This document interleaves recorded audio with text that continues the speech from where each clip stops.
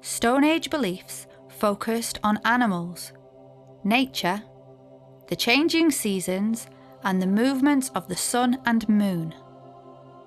People at this time made up stories to try to explain things like the rising sun, thunder and lightning, birth and death. They worshipped many different gods connected with nature.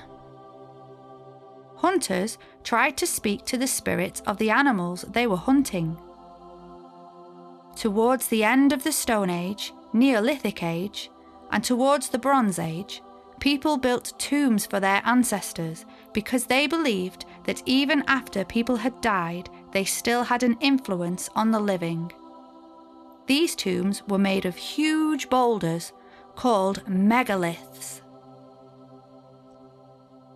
Around this time, large circular mounds of earth called henges were also being built. These were another type of special burial place. Many people were buried on each site. From about 3000 BC, stone circles were added to the henges. Today, the most famous of these is Stonehenge. Men, women and children gathered around the stone circles to celebrate religious festivals and mark the changing of the seasons.